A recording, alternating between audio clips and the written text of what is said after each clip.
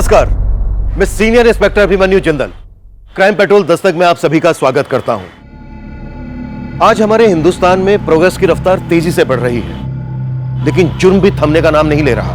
यह बढ़ता हुआ क्राइम ग्राफ पुलिस फोर्स के लिए प्रोफेशनल चैलेंज तो है ही, साथ ही जाती तौर पर जब पुलिसमैन रोजाना कत्ल और कातिल की इतनी बेरहमी देखता है तो उस पर भी इसका जरूर असर पड़ता है।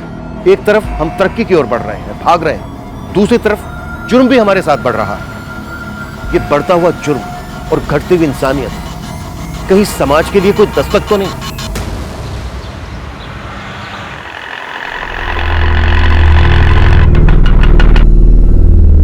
क्या रिया, तुझे कितना कन्विंस किया मैंने, लेकिन तू है कि मानने को रेडी नहीं। 2 मिनट के लिए, सिर्फ 2 मिनट के लिए प्लीज घर चलना। मेघा, फिर कभी आती हूँ ना, प्लीज। अरे मेघा, रिया और चिराग भैया का झगड़ा चल रहा है, इसलिए तो नहीं आ रही है। ऐसा कुछ भी नहीं है। कितना खाती है तू? फिर भी मेरा फिगर मेंटेन है, खुद को देखो। चिप्स खाकर और भी नमकीन होती जा रही हो। वर्षा और मेघा रायवाची बहनें, अरे काम कर देना, हम लोग भी अपना नाम बदलकर बादल और मेघ रख लेते हैं, चारों मिलकर बिजलियां कड़काएंगे। भाई मजा आ जाएगा। हाय हाय।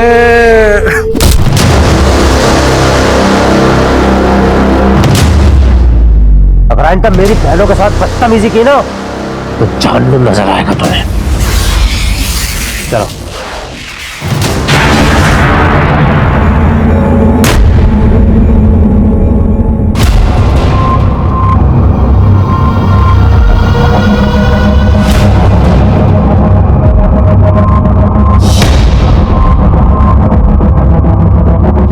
ये यहाँ क्यों आया? चिराग, तमीज से पेश आओ, चाचा है वो तुम्हारे। चिराग, बंद करो ये सब। चाचा जी के बारे में ऐसी कोई गलत बात नहीं सोचनी चाहिए तुम्हें। मुझे क्या सोचा और क्या नहीं सोचा अच्छी तरह पता है जीजा जी। अब मैं बच्चा नहीं रहा।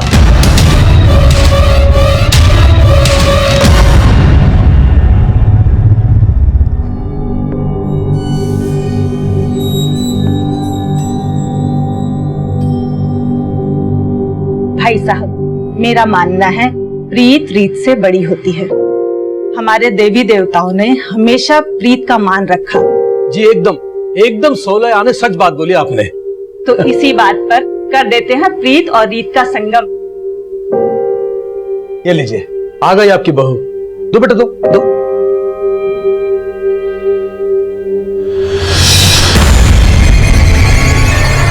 चाय इधर है। चाय? Thank you. माँ, माँ, मुझे ये शादी नहीं करनी है। जो लड़का शादी से पहले ही मुझे बाज की तरह से घूर घूर के देख रहा था, तो शादी के बाद पता नहीं क्या करेगा मेरे साथ। ना बाज अपनी बाजीगिरी से बाज आएगा और ना तेरे पापा अपने फैसले से बदलने वाले हैं, समझी? पर ये फैसला मेरी जिंदगी, मेरे सपने, सब कुछ तबाह कर देगा, और ऐसा मैं होने नहीं दूंगी। क्या हो रहा है यहाँ पे? क्या होगा मचा रखा? कुछ नहीं पापा, बस कब गिर गया था। कब गिर गया था? सिर्फ कब नहीं फूटा है? लगता तेरा दिमाग खराब हो गया है।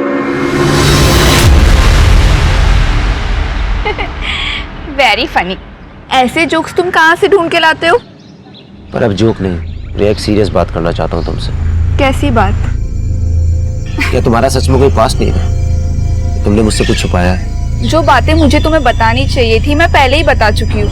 सच में मेरा कोई पास नहीं था। एनीवे, मैं तुम्हारे लिए एक गिफ्ट लेके आया। इसमें क्या है? ये ड्रेस पहन ले मेरी खातिर।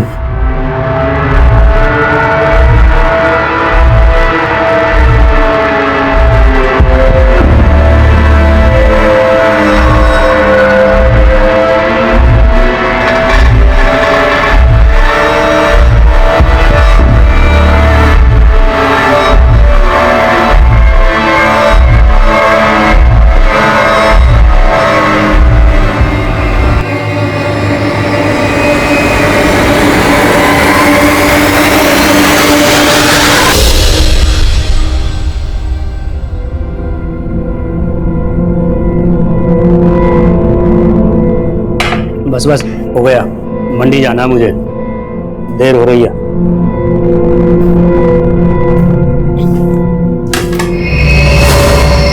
भाभी, आप यहाँ खुश नहीं हो ना?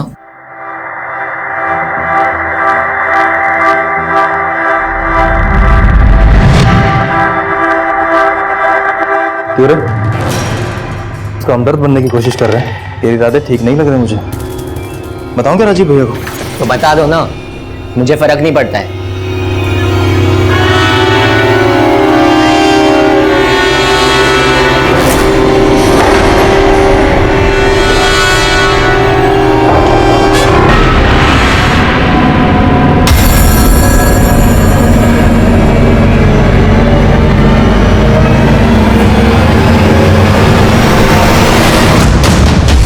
भैया, रिया भाभी का कॉल आया था, आप उनका कॉल नहीं पिक कर रहे हो? कोई झगड़ा वगड़ा हुआ है क्या उनसे? रुको, मैं रिया भाभी को कॉल कर रही हूँ, आप उनसे। कोई जरूरत नहीं, मैं बात कर लूंगा उससे।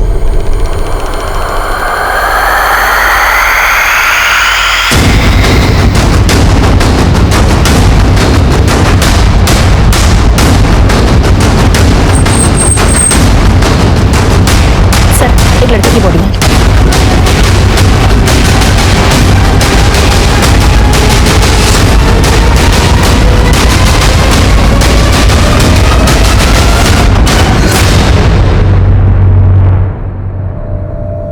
चिराग त्यागी, सर, इसके वॉलेट में कैश भी मिला है और इसका मोबाइल और घड़ी भी इसके पास ही था। गले में चेन भी है। मर्डर का मोटिव लूट तो नहीं था। देखो आसपास कुछ मिलता है क्या, और बॉडी पोस्टमार्टम के लिए भिजवाओ।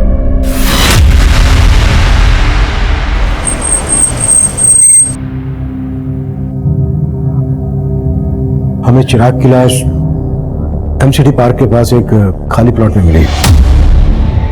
आप लोगों से चिराग कुछ कहकर गया था कि कहाँ जा रहा है? चिराग भैया ने तो कुछ बताया नहीं था, पर हो सकता है वो रिया भाभी से मिलने गए हो। रिया भाभी? चिराग शादीशुदा था? नहीं सर, चिराग भैया की शादी होने वाली थी। रिया चिराग भैया के फियांसे हैं। मॉर्निंग में मुझे रिया भाभी का कॉल आया था, वो बोल रही थी कि चिराग भैया उनका फोन पिक नहीं कर रहे हैं। भैया, रिया भाभी का कॉल आया था, आप उनका कॉल नहीं पिक कर रहे हो? कोई झगड़ा वगड़ा हुआ है क्या उनसे? रुको, मैं रिया भाभी को कॉल कर रही हूँ, आप उनसे। कोई जरूरत नहीं, मैं बात कर लूंगा उससे। जब भैया गए थे तब उनका मूड भी काफी ऑफ लग रहा था।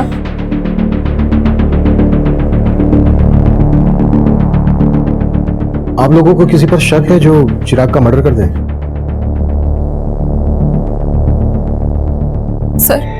सर जरूर ये जतिन और उसके दोस्तों ने किया है। सर, कुछ दिन पहले मुझे और वर्षा को भी उनने बहुत परेशान किया था। इतना कुछ हो गया, आप लोगों ने पुलिस कंप्लेन क्यों नहीं की? चिराग भैया को लगा कि वो दोबारा ऐसी हरकत नहीं करेंगे।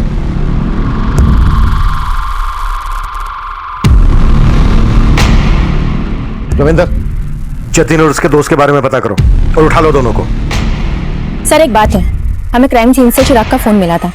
हमने फोन चेक किया तो उसको लास्ट कॉल रिया ने किया था। और सर, उन दोनों में करीब 5 मिनट बात हुई है। चिराग की बहनों की बातों से ऐसा लग रहा था जैसे चिराग और रिया के बीच झगड़ा हुआ। इस रिया से भी मिलना पड़ेगा।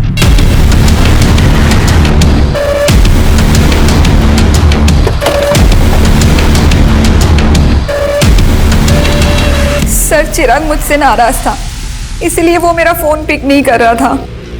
नाराजगी की वजह क्या थी? एक्चुअली मेरे पेरेंट्स का कहना था कि शादी के पहले हमें ज्यादा नहीं मिलना चाहिए, और वो मुझसे मिलना चाहता था। मैंने उसे मना कर दिया तो उसे ये बात बुरी लग गई। चिराग की फोन पर आखिरी बार बात तुमसे हुई थी, क्या बातें हुई थी तुम दोनों के बीच?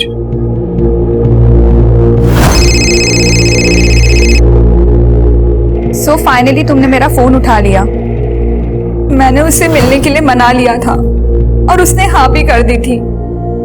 तो तुम चिराग से मिली थी? नहीं सर, पर हम मिलने वाले थे। उसने मुझे एमसीडी गार्डन के पास मिलने के लिए बुलाया था। मैंने उसका बहुत वेट किया, लेकिन वो आया ही नहीं मिलने। हमें चिराग की लाश एमसीडी गार्डन के पास ही खाली प्लॉट में मिली थी। क्या तुम वाकई में उससे नहीं मिली थी या फिर कुछ छुपा रही हो हमसे? नहीं सर, चिराग सच में मुझसे नहीं मिला था।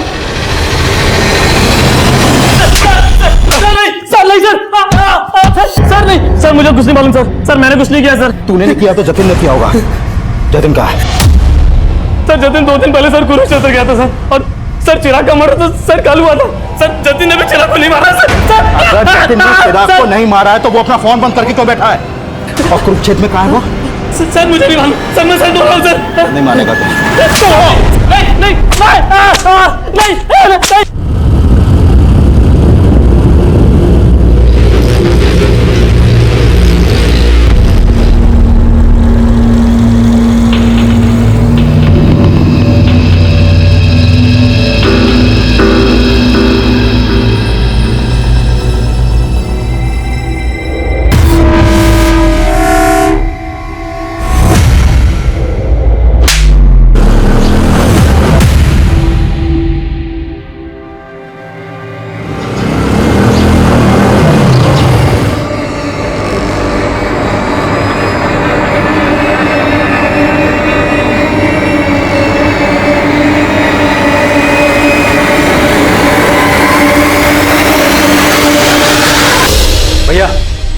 आपने उस लुगाई के सामने मुझे थप्पड़ मार के अच्छा नहीं किया। मैं चप्पल बाहर खोल के घुसा था। मैं चप्पल गई बाहर में, हमने तय किया था ना, वो सिर्फ मेरी है। सर जतिन का फोन चिराग के मर्डर से एक रात पहले से हरियाणा के कुरुक्षेत्र में ही एक्टिव था, और अपने दोस्तों की गिरफ्तारी के बाद उसने अपना फोन कुरुक्षेत्र में ही बंद किया था। माना चिराग के मर्डर वाले दिन उसका फोन कुरुक्षेत्र में एक्टिव था, पर यह भी तो हो सकता है कि जतिन तब गाजियाबाद में हो और ये सब एलिबाई खड़ी करने की एक चाल हो। जतिन के लिए लुकआउट नोटिस जारी करो, वो गाजियाबाद में छुपा हो सकता है या फिर कहीं और भी सब। और जतिन के साथ साथ रिया के बारे में भी पता करो। जब चिराग का मर्डर हुआ तब रिया उसी एरिया में थी। हो सकता है उसने हमसे झूठ बोला हो कि वो चिराग से नहीं मिली थी।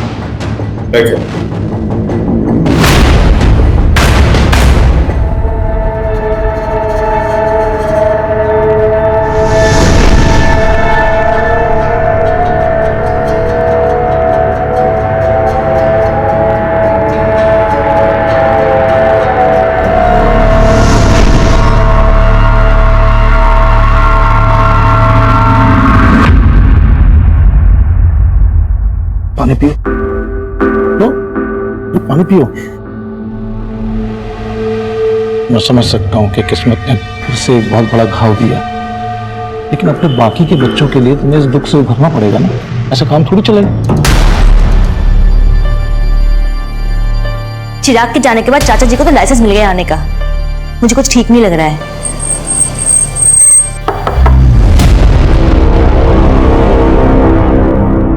हम जतिन की तलाश कर रहे हैं,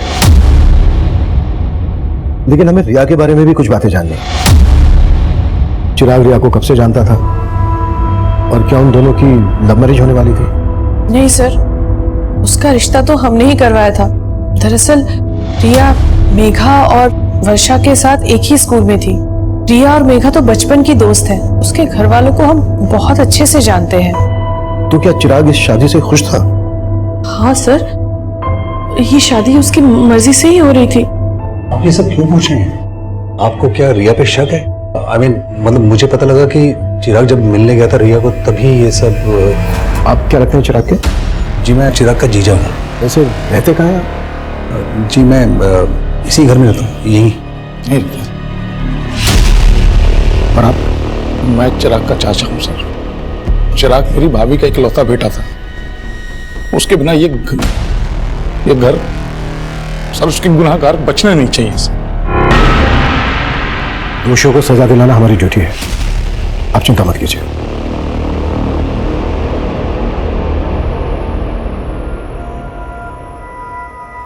चिराग के चाचा और जीजा को ज्यादा ही कंसर्न लग रहे थे। चिराग के फादर थे नहीं, जीजा घर जमाई।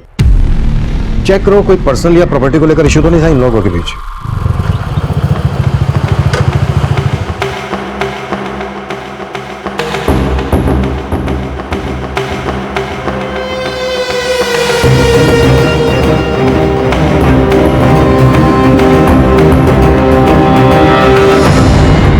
सर रिया के कॉल रिकॉर्ड में ऐसा कोई क्लू नहीं मिला कि उसका किसी और लड़के से कोई अफेयर हो।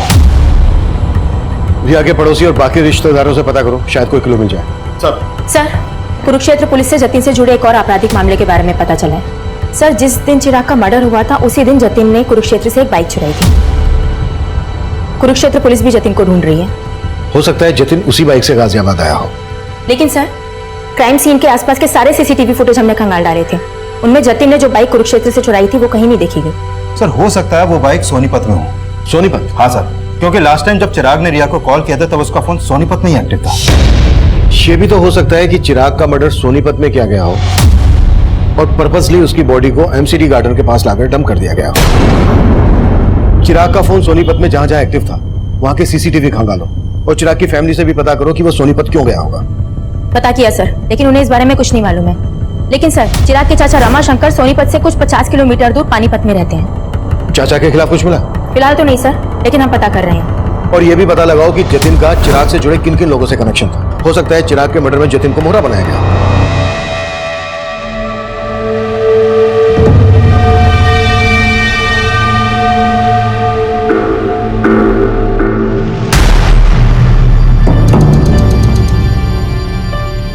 वर्षा, मेघा, ये चाचा जी तो यहीं बस गए हैं। उनका छोड़ो दीदी, आप और जीजा जी कब जा रहे हो? तुझे हमसे क्या प्रॉब्लम है? हाँ, एक मिनट वर्षा, मुझे ना घर जमाई बन के रहने का कोई शौक नहीं है। तुम दोनों को पता है कि मैंने एक फ्लैट बुक किया है। अगर उसका बिल्डर पैसे लेके भागा नहीं होता ना तो मैं तो यहाँ पिछले 2 साल से जीजा जी आप यही बोल रहे हैं। और दीदी, आपको तो पता है ना अपना फाइनेंशियल कंडीशन कैसा है, इसलिए प्लीज आप दोनों अपने रहने का इंतजाम कहीं और ही कीजिए ताकि हम ऊपर वाला फ्लोर रेंट पे दे सकें। ये घर ना मेरा भी है, तुम मुझे से जाने के लिए नहीं बोल सकती, समझी? बस फिर से तुम लोग उसी बातों पे लड़ने लगे। और मेघा, किसकी नीयत कैसी है ये मैं अच्छे से जानती हूँ और इन सब बातों के लिए मैं हूँ। लेकिन चिराग भैया ने तो आप पे कभी भरोसा ही नहीं किया और वजह आप अच्छी तरीके से जानती है। हम चिराग के घर वालों के बारे में पता कर रहे थे और दूसरी तरफ हम जतिन को भी ढूंढ रहे थे, लेकिन हमें जतिन नहीं मिल रहा था जिस पर चिराग की फैमिली शक जता रही थी।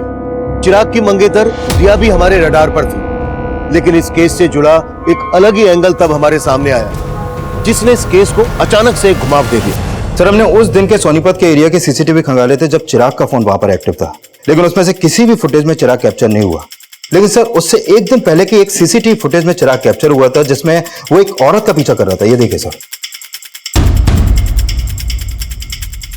कौन है ये औरत और चिराग क्यों और किस मकसद से इसका पीछा कर रहा होगा? प्रिया, औरत घूंघट में है, फिर भी चिराग के घर वालों को ये फुटेज दिखाओ, हो सकता है वहां से कोई हिंट मिल जाए। Right sir.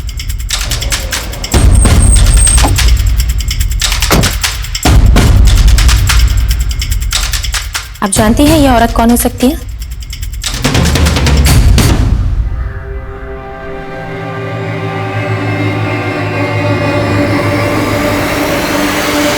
नीच, जब मैं अंदर होता हूँ तब भी तू इसी तरह झांकता है? हाँ झांकता हूँ, लेकिन आपकी तरह आपकी मशरूफियत में बाधा नहीं डालता। उसे देखिए, इश्क लड़ा रहा है अंदर, तो लड़ाने दे, तेरे क्यों चुल उठ रही है? अरे वो मेरे भोले भैया उस लड़की को हमारे खिलाफ भड़का रहा है।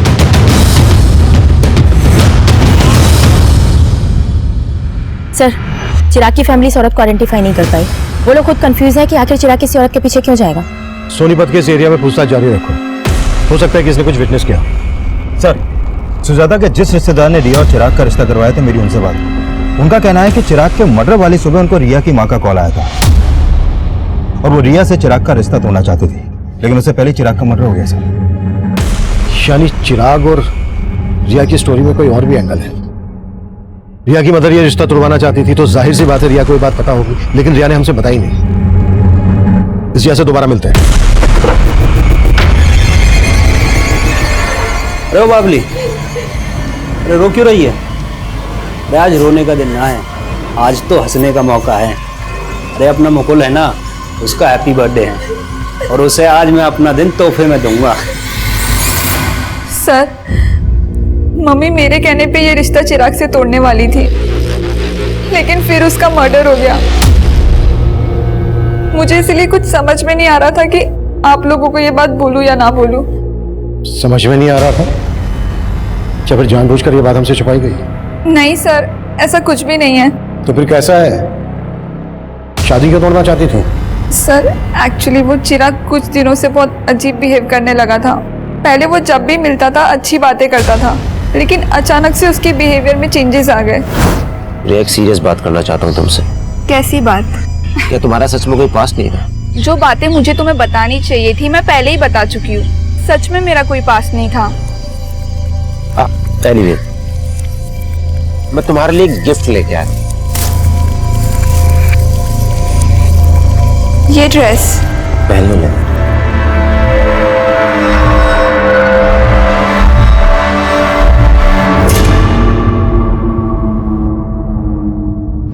सर मुझे नहीं पता उसके मन में क्या चल रहा था, लेकिन उस दिन के बाद से वो बहुत अजीब अजीब सवाल करने लगा। मेरा क्लासमेट कौन था, मेरे दोस्त कौन थे। मतलब उसे तुम पर शक था कि तुम्हारा कोई एक्स है? नहीं सर, ऐसा कुछ भी नहीं है, लेकिन उसके इन सवालों से मैं तंग आ गई थी। मैंने ही मम्मी से कहा था कि मैं उससे शादी नहीं करना चाहती, और फिर मैंने डिसाइड किया कि उस दिन मैं चिराग से मिलकर सब कुछ खत्म कर लूंगी। तो उस दिन चिराग तुमसे मिला था? नहीं सर, मैंने कहा ना, मैं उस दिन चिराग से नहीं मिली। लेकिन चिराग की लाश हमें उसी एरिया में मिली जहां तुम उससे मिलने वाली थी। सर आप कहना क्या चाहते हैं? मैंने चिराग को मारा है? सर माना रिया के बयान से लग रहा है कि चिराग को डाउट था कि रिया का कोई पास्ट होगा, लेकिन जितना हमने रिया के बारे में पता किया उसे कहीं नहीं लगा कि रिया की लाइफ में कोई और लड़का भी होगा। लेकिन सवाल यह है कि चिराग को शक क्यों था?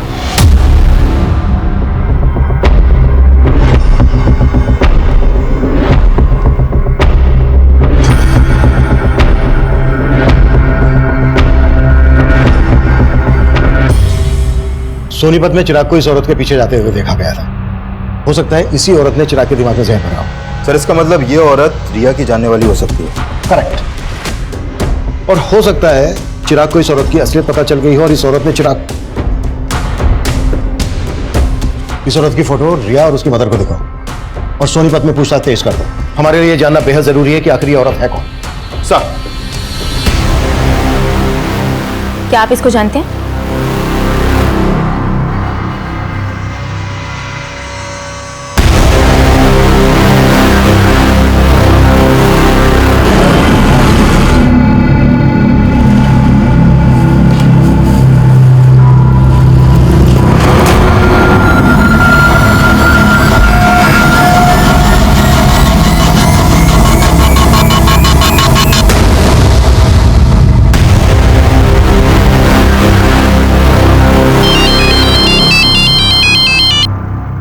हेलो,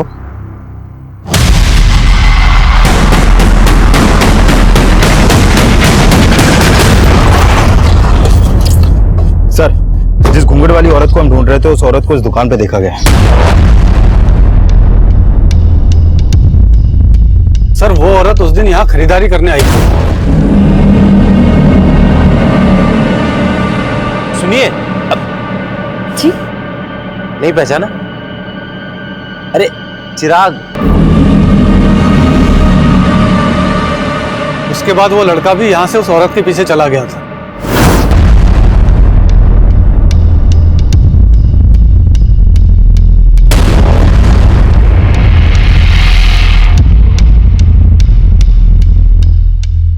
ये औरत पहले भी आती थी? जी सर, 3-4 महीने पहले कभी कभी आया करती थी, लेकिन तब उसकी शादी नहीं हुई थी। उस दिन पहली बार मैंने उसको साड़ी में देखा था। ये रहती कहाँ थी? सर इसका आइडिया नहीं है। हो सकता है ये औरत यहीं कहीं आसपास रहती हो। पूछताछ करो, कैसे भी करके पता लगाओ कि आखिर ये औरत है कौन। सर,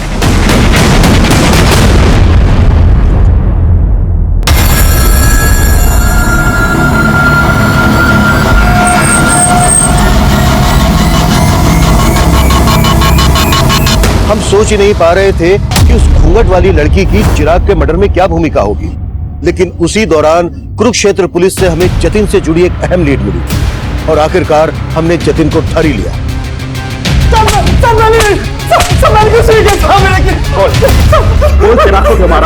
मैंने बिल्कुल नहीं मारा। नहीं सर, मैंने नहीं बोला। लेकिन हमारी लगातार कोशिशों के बावजूद जतिन इस बात से इनकार करता रहा कि उसका चिराग के मर्डर से कोई लेना देना था। वहीं उस घूंघट वाली औरत की तलाश हमें एक ऐसे मकाम पर ले आई जहां हमारे सामने आया कि चिराग अपने सोशल मीडिया अकाउंट से उसके टच में था। वहीं उस लड़की का सोशल मीडिया प्रोफाइल उसका एक नया रूप लेकर हमारे सामने आया। साइबर सेल ने चिराग के फेसबुक अकाउंट को क्रैक किया है। सर इसके अकाउंट में इस लड़की का प्रोफाइल रितु सिंह के नाम से है और चिराग के मर्डर से पहले तक इन दोनों के बीच में काफी चैटिंग हो रही थी। तुम रिया से शादी करके बहुत बड़ी गलती कर रहे हो। रिया का कई लड़कों के साथ अफेयर था और मेरे एक फ्रेंड को भी उसने धोखा दिया। तुम्हें विश्वास नहीं हो रहा है ना मेरी बात पर? मेरे फ्रेंड ने मुझे बताया कि रिया की बेड पर पिल है जो वही जान सकता है जिसका उसके साथ फिजिकल रिलेशन था। सर यानी ये ऋतु रिया को भी जानती है और उसके बॉयफ्रेंड को भी। लेकिन रिया ने ऋतु का फोटो आइडेंटिफाई नहीं किया और ना ही उसकी बैकग्राउंड से हमें यह पता चला है कि रिया का किसी के साथ कोई अफेयर था। हो सकता है कि ऋतु रिया के खिलाफ चिराग को भड़का रही हो। चिराग ने अपने मदर से एक दिन पहले मैसेज किया था कि मैंने तुम्हें सोनीपत में देखा था लेकिन तुमने मुझे देखकर अनदेखा किया। और उसके जवाब में ये लिखती है, उस समय मुझे कुछ सूझा नहीं था, मैं तुमसे दोबारा मिलने के लिए तैयार हूं। उसके बाद कोई चैटिंग नहीं हुई। सर इसका मतलब चिराग इस लड़की से मिला होगा और जरूर चिराग के मर्डर में इसी लड़की का हाथ होगा सर। लेकिन इनकी चैटिंग से ऐसा लग नहीं रहा है कि सिर्फ ऑनलाइन फ्रेंड थे, शायद इससे कुछ ज्यादा था। May be affair. लेकिन सर चिराग के कॉल रिकॉर्ड में तो ऐसे किसी भी ऋतु नाम की लड़की का कोई नंबर नहीं मिला है। लेकिन चैट से ऐसा लग रहा है कि इन दोनों के बीच सिर्फ चैटिंग नहीं होती थी, फोन पर भी बातें होती होंगी, शायद इंटरनेट कॉलिंग। मामला जिल्टेड लवर का लग रहा है। लुक, चिराग और ऋतु एक दूसरे को पसंद करते थे, लेकिन चिराग रिया से शादी करने वाला था, तो हो सकता है ऋतु को यह बात पसंद नहीं हो और इसलिए उसने रिया के खिलाफ चिराग के दिमाग में जहर भरा हो और जब उसे लगा कि उसका प्लान फेल हो रहा है तो उसे चिराग को मरवा दिया। पर इस लड़की का प्लान तो ऑलमोस्ट सक्सेस हो ही चुका था सर, क्योंकि रिया चिराग को शादी के लिए मना ही करने वाली थी। लेकिन इससे पहले कि रिया चिराग से मिल पाती, चिराग का मर्डर हो गया। एक काम करो, ऋतु के बारे में सब कुछ पता करो।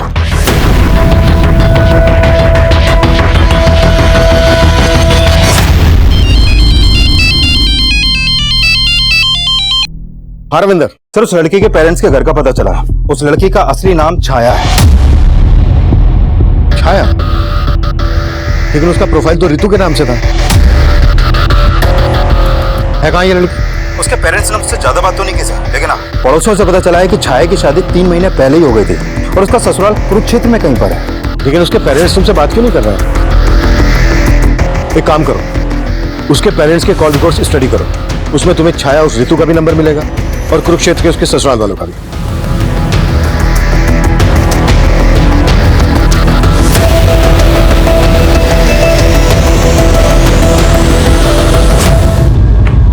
सर छाया के पेरेंट्स के कॉल रिकॉर्ड में छाया का नंबर तो मिला ही है, लेकिन उसके अलावा 2 नंबर और मिले हैं कुरुक्षेत्र के। ये देखिए सर,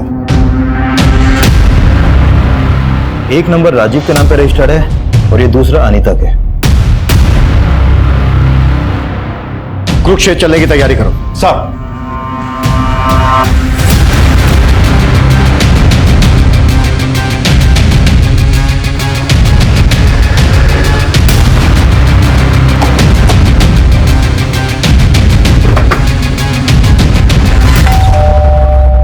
जी, हम छाया से मिलने आए हैं। हमें पता चला है कि उसकी यहीं पर शादी हुई है। जी वो मेरी बीवी है, लेकिन आप उससे क्यों मिलना चाहते हो?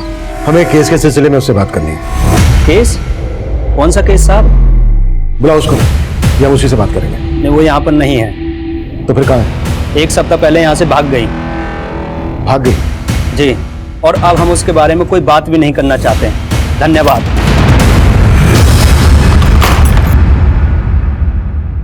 सर छाया का फोन स्विच ऑफ है। तो छाया का पति बोल रहा है कि 1 हफ्ता पहले ही छाया यहाँ से भाग गई थी। सर मुझे लग रहा है ये जरूर उसे बचा रहा है। हो सकता है छाया के फादर राम सिंह को पता चल गया था कि हम छाया को ढूंढ रहे हैं। एक काम करो, छाया के फादर राम सिंह पे नजर रखो और ससुराल वालों पर भी। इनके बारे में सब कुछ पता करो। सर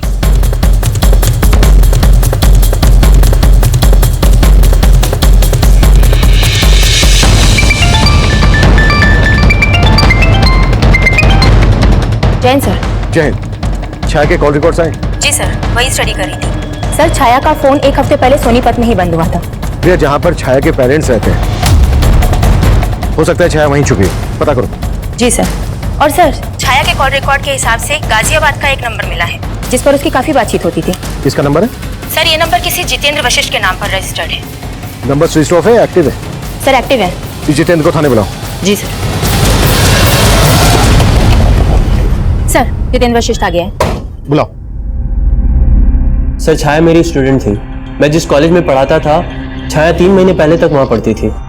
3 महीने पहले तक पढ़ती थी, लेकिन बात तो तुम दोनों के बीच 1 हफ्ते पहले तक हो रही थी। तुम दोनों के बीच सिर्फ टीचर और स्टूडेंट वाला रिश्ता था या फिर? नहीं सर, छाया मेरी स्टूडेंट थी। वो मेरी बहुत रिस्पेक्ट करती थी सर। थी मतलब अब कहाँ है वो? सर मैं आपको सब कुछ बताता हूँ। दरअसल छाया एक ऐसे कम्युनिटी से बिलोंग करती है जहाँ एक ही लड़की की शादी परिवार के सभी बेटों के साथ कर दी जाती थी। What? हाँ सर, कुरुक्षेत्र में उसकी शादी 3 भाइयों के साथ हुई थी, लेकिन वो इस शादी के खिलाफ थी। पर उसके पेरेंट्स ने उसकी एक बात नहीं सुनी और वो अपनी तकलीफ मुझसे शेयर करती थी। 1 हफ्ते पहले वो मुझसे नरेला मिलने आई थी। सर वो अपने 3 पतियों से तंग आकर वहां से भाग आई थी। वो मेरी हेल्प चाहती थी सर। कैसी हेल्प? सर उसको पैसों की जरूरत थी। उसने मुझसे कहा था कि मुंबई में उसकी एक फ्रेंड है जो एनजीओ में काम करती है। मैंने उसे मुंबई जाने के लिए 10,000 रुपए भी उधार दिए थे और फिर उसके बाद वो चली गई। लेकिन फोन तो उसका अभी बंद आ रहा है। सर मुझे भी ये समझ में नहीं आ रहा है। अच्छा, मुंबई में कहाँ जाने वाली थी वो? किस फ्रेंड की बात कर रही थी? सर इस बारे में उसने मुझसे कुछ नहीं बताया।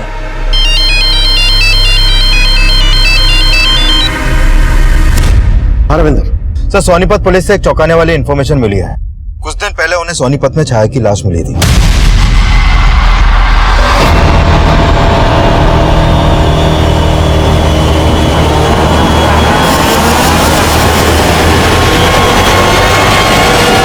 सर सोनीपत पुलिस ने छाया का पोस्टमार्टम करवाया तो सामने आया कि छाया का मर्डर भी चिराग की तरह उसका गला दबा के किया गया था और उसकी मौत 1 हफ्ते पहले तभी हो गई थी जब उसका फोन बंद हुआ।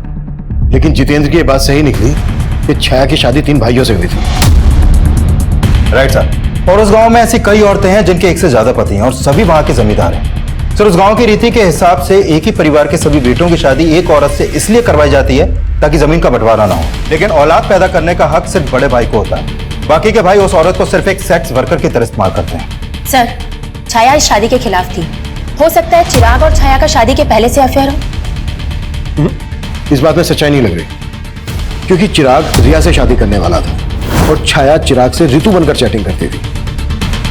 हाँ, एक बार को यह हो सकता है कि छाया के 3 पतियों को ऐसा लगा हो कि छाया और चिराग का अफेयर चल रहा है, इसलिए उन्होंने पहले चिराग को और उसके बाद छाया को मार डाला। संतोष, बहुत हो गया तेरा 1/3 और हम तेरी हड्डियों के पट्टे इकट्ठे करेंगे। बोल, क्यों मारा चिराग को, क्यों मारा छाया को? साहब आप तो बोल, साहब तो चिराग को जानते भी नहीं थे और छाया तो घर से भाग गई थी। साहब हम सच बोल रहे हैं साहब, हमने कुछ नहीं किया। झूठ ना बोलो साहब, इन दोनों ने ही मारा है छाया को। झूठ क्यों बोल रहा है तू? पीछे रह के बात कर। बोल। झूठ बोल रहे हैं साहब, ये इन दोनों ने ही मारा है। मुकुल को दूसरे कमरे में लेकर आओ। साहब चिराग कौन है ये तो मैं भी नहीं जानता, कि मेरे दोनों भाइयों ने सर जीना हराम कर दिया था उसका। और शादी तो तूने भी की थी उससे। सर जैसी जबरदस्ती उसके साथ हुई थी वैसी ही मेरे साथ हुई थी। छोड़ो मुझे। अरे तू चल अंदर, छोड़ो मुझे। बना हैप्पी बर्थडे, और वो भी हमारे सामने, और साबित करके बता कि तू उसका कसम है कि इसका यार। चल कपड़े उतार, चल। क्या बोल रहे हो ये भैया? कपड़े उतार चल। अरे तू भी उतारना। मैं छाया की तकलीफ समझता था, इसीलिए मैंने उसे भागने में मदद की थी।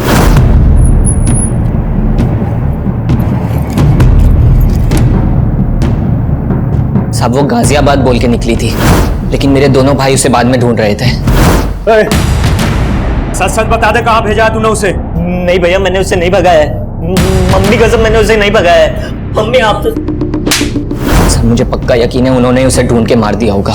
हमें पता चला है गाजियाबाद में वो अपने एक टीचर जितेंद्र से मिली थी, उससे 10,000 रुपए भी उधार लिए और वहां से सीधे मुंबई जाने वाली थी। मुंबई में उसकी एक फ्रेंड है जो एनजीओ में काम करती है। उसकी ऐसी किसी फ्रेंड को जानते हो जो मुंबई में रहती है? नहीं साहब, उसने तो बस मुझे इतना ही बताया था कि वो गाजियाबाद में अपने किसी दोस्त से मिलने जा रही है। इसके अलावा उसने मुझे कुछ नहीं बताया था साहब। सर मैंने चिराग के कॉल रिकॉर्ड्स में एक नंबर आइडेंटिफाई किया है जिस पर उसकी काफी बात होती थी। वो नंबर उसके दोस्त उमेश का है। सर मैं और चिराग एक ही स्कूल में पढ़ते थे, हम दोनों काफी अच्छे दोस्त थे। तुम्हें क्या लगता है चिराग का मर्डर किसने किया होगा? उसको नापसंद करने वाले उसके घर वाले भी थे। मतलब किसकी बात कर रहे हैं? सर एक तो उसके चाचा, चिराग से उनकी बिल्कुल नहीं बनती थी और मैं अपने जीजा से भी तंग आ गया था। उमेश। हाँ भाई। तो जीजा जी से ज्यादा ना अपनी बहन नीलम के लिए दुखी है। क्यों? अरे जीजा जी किसी काम के नहीं है। नौकरी ढूंढना तो दूर की बात, हमारे घर में आके बैठ गए। मैं दीदी की वजह से चुप हूँ, नहीं तो। सर चिराग के जीजा की उनके घर पर भी नजर थी और एक बार तो उन्होंने चिराग की माँ के गहने तक गायब किया। चिराग के जीजा ने चोरी भी की थी? हाँ सर, और कहानी ये बताई कि गहने किसी ने लूट लिया। मैं सुनार के पास से जब आया तो यहाँ पर आया, ये यहाँ पर ये एक आदमी मिला, इसने मुझे चूल्हा दिखाया, मैंने यहाँ से गहने लिए और वहाँ कहीं भाग गया वो। लेकिन चिराग ने कंप्लेंट करने से मना कर दिया था, क्योंकि उसे पता था कि अगर वह कंप्लेंट करेगा तो चिराग का जीजा ही झूठा साबित होगा और घर की बदनामी होगी। चिराग को अपने चाचा के साथ क्या प्रॉब्लम थी? सर आप जैसा सोच रहे हैं ऐसा बिल्कुल नहीं। माना कि चिराग मुझे पसंद नहीं करता, लेकिन सुजाता भाभी में चिराग की जान बसती, तो मैं उसे कैसे मरवा सकता हूँ? चिराग में सुजाता की जान बसती थी और तेरी जान सुजाता में बसती है, इसलिए सुजाता की जिंदगी में जगह बनाने के लिए तूने चिराग को मरवा दिया। क्या सर, जब चिराग का मर्डर हुआ मैं तो शहर में था ही नहीं सर, मैं तो शहर के बाहर था सर। तेरे सारे कांड पता कर लिए हमने, कभी चिट फंड का तो कभी नकली पेपर्स बनवाकर प्रॉपर्टी का धंधा, बहुत लोगों को चूना लगाया तूने, और वो तू घर बिकवा कर भी नीलम का हिस्सा लेना चाहता था, और तेरे रास्ते का रोड़ा था चिराग। सर आप मेरे और भाभी के रिश्ते को लेकर गलत सोच रहे हैं। दरअसल उमाशंकर भाई साहब कई साल पहले गुजर गए, तो भाभी का ख्याल मेरे अलावा कौन रखता? तो तेरे बीवी बच्चों ने तुझे क्यों छोड़ा? सब पता कर लिया हमने, उन्हें भी यही लगता है कि तेरा और तेरी सुजाता भाभी का चक्कर चल रहा है। गलत फहमी है सर उनको, जैसे चिराग को थी, और चिराग ने इन सब बातों को तूल दिया सर। और रमाशंकर बाहर निकल! क्या बदतमीजी कर रहा है? इधर आके बात कर। अंदर तो मेरे पाँव की जूते भी नहीं जाएगी। लास्ट वार्निंग दे रहा हूँ, अगर मेरी माँ से मिला ना तो अच्छा नहीं होगा रमाशंकर। सर इस चिराग की वजह से मेरी फैमिली मुझे शक की निगाह से देखने लगी थी। हो सकता है इसी बात का बदला लिया हो तुमने चिराग से। सर मैं मानता हूँ कि मैं बहुत घटिया आदमी हूँ, लालची आदमी हूँ, लेकिन ये चिराग के मर्डर में मेरा कोई रिलेशन नहीं है सर। मेरे और सुजाता भाभी के बीच में तेवर भाभी से पहले दोस्ती का रिश्ता है। मतलब? सर बड़ी भाभी सुनीता की मौत के बाद। अब ये सुनीता भाभी कौन है? सर मेरे भैया की पहली पत्नी। सर उनकी मौत के बाद भैया ने सुनीता भाभी की छोटी बहन सुजाता से शादी कर ली, ताकि उनके बच्चों को माँ का प्यार मिल सके। मतलब नीलम और चिराग तुम्हारी सुजाता भाभी के बच्चे नहीं है? नहीं सर, वो बड़ी भाभी के बच्चे हैं, लेकिन सुजाता ने मेघा और वर्षा से ज्यादा उन दोनों का ख्याल रखा। सर सुजाता जब शादी होकर यहाँ आई थी तो उसकी उम्र बहुत कम थी, तो भैया ने मुझे जिम्मेदारी दी कि मैं एक दोस्त की तरह उनका ख्याल रखूं। सर जो रिश्ता भैया ने बनवाया था ना, उस पर चिराग ने दिल खोल के कीचड़ उछाला है। सर आप हमारे परिवार का इतिहास निकलवा के सिर्फ हमारे जख्मों पे नमक छिड़क रहे हैं। सुजाता जी, हम सिर्फ अपनी ड्यूटी कर रहे हैं। तो सही जगह कीजिए ना ड्यूटी। मेरे बेटे के मर्डर में किसी घर वाले का नहीं बल्कि बाहर वाले का हाथ है। प्लीज प्लीज हमें तंग करना बंद कर दीजिए। सर, छाया के कॉल रिकॉर्ड में मुंबई का एक भी नंबर नहीं मिला है, और ऐसा कोई लीड भी नहीं मिला है जिससे पता चले कि उसका कोई रिश्तेदार मुंबई में होगा। मतलब जितेंद्र ने झूठ बोला था हमसे? कुंडली निकालो उसकी। सर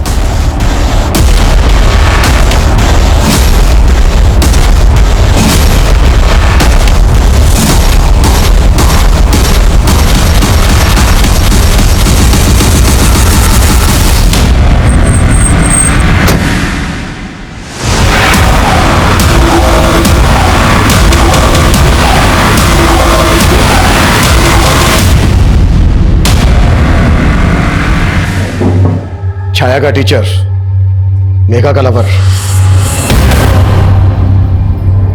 अब ये बोल, छाया को ऋतु बनाने का क्या चक्कर है? पहले चिराग का मर्डर, उसके बाद छाया का मर्डर। ये कहानी क्यों और कैसे रची?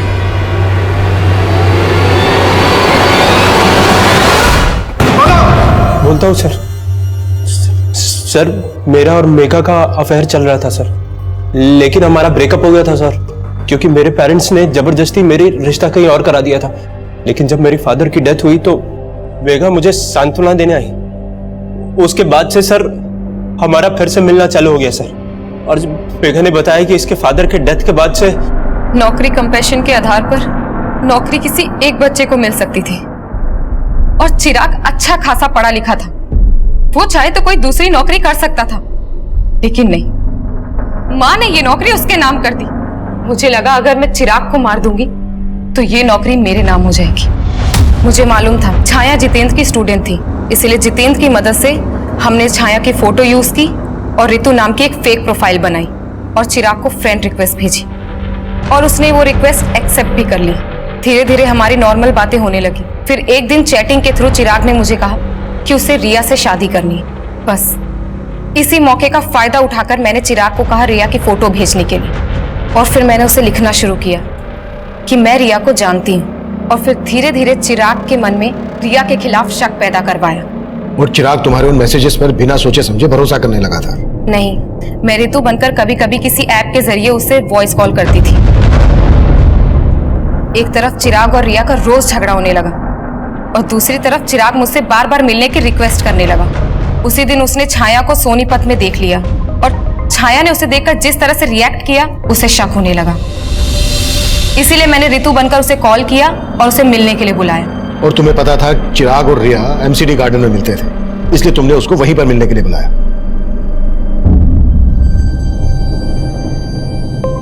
भैया, मेघा तू? रिया ने मुझे आपके पास भेजा है, चलिए मैं आपको उसके पास ले चलती हूँ।